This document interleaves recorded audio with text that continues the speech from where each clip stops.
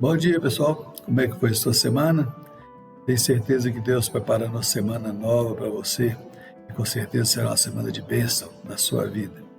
Nós encerramos nosso cafezinho da semana passada conhecendo a vida de perseguição de um servo do Senhor, culminando com a sua morte de uma forma violenta, sendo apedrejado, como era costume naquela época.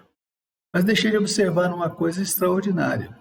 Semelhante ao que disse Jesus ao ser pregado naquela cruz, naquela oportunidade, Jesus proferiu as seguintes palavras registradas lá no livro de Lucas, no capítulo 23, verso 34. Contudo, Jesus disse: Pai, perdoa-lhes, porque não sabem o que fazem. E no verso 60 do capítulo 7 de Atos, Estevão, após ver a glória de Deus sobre sua vida, ergue os olhos para os céus e diz: Então, ajoelhando-se, clamou em alta voz: Senhor, não lhes impute este pecado. Com estas palavras, adormeceu. Vemos aí uma semelhança muito grande nas orações elevadas a Deus. Oração não destinada a própria, pedindo para si mesmo, mas pedindo para as pessoas que estavam praticando aqueles atos violentos que até é contra a vontade de Deus. E creio que somente aqueles que têm um relacionamento estreito com Deus e servem com fidelidade é que têm condições de solicitar um perdão para aqueles que lhe praticam o mal. Mas vamos ao nosso texto de hoje, registrado no capítulo 8, verso 1 a 4, onde vamos ver o início de uma nova perseguição à igreja do Senhor. E se observarmos também no final do capítulo 7, verso 58, e agora no verso 1 do capítulo 8, entra em cena um personagem que não podemos deixar de comentar sobre ele. No verso 58, as vestes de Estevão foram colocadas aos pés de um jovem chamado Saulo. E no verso 1, vemos que este Saulo consentia com a morte de Estevão. Este jovem era um judeu, nascido em Tarso, capital da Cilícia, província romana situada na Ásia Menor, e possuía cidadania romana. Naquela época, possuir a cidadania romana era muito importante e assegurava aos que a possuíam direitos e privilégios especiais. Após esse episódio da morte de Estevão, ele assumiu uma posição importante na perseguição aos cristãos. Ele recebeu autoridade oficial para liderar as perseguições. Além disso, na qualidade de membro do concílio de Sinédrio, ele dava seu voto a favor da morte dos cristãos, como está registrado em Atos 26, 10. Veremos posteriormente o próprio Paulo afirmando que respirava a ameaça de morte contra os discípulos do Senhor, Atos 9, 1.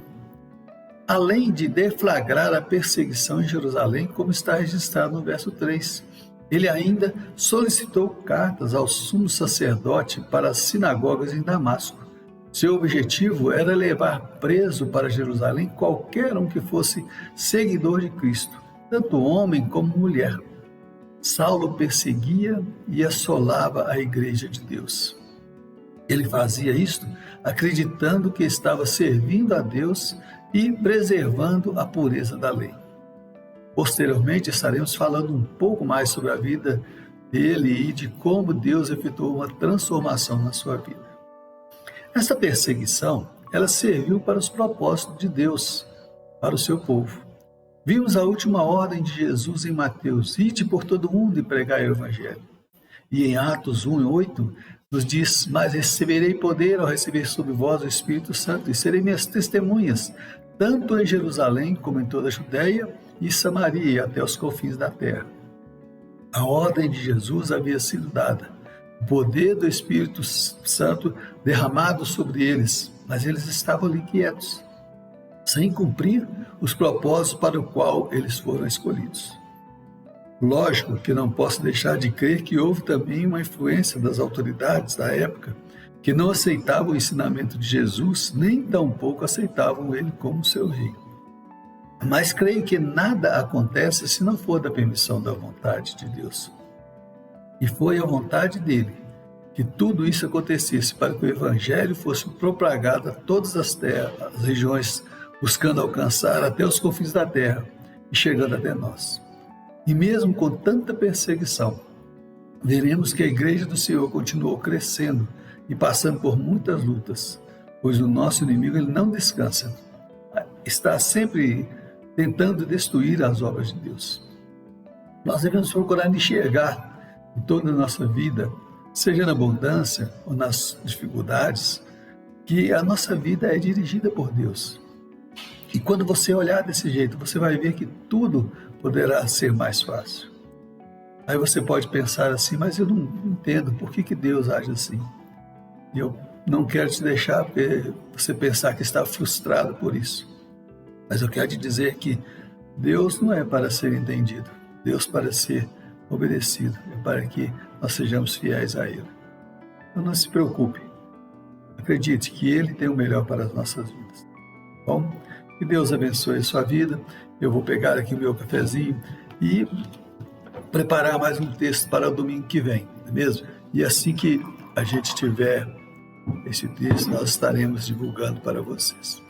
E até domingo que vem, se Deus assim nos permitir. Pega o seu cafezinho e vai estudando o texto.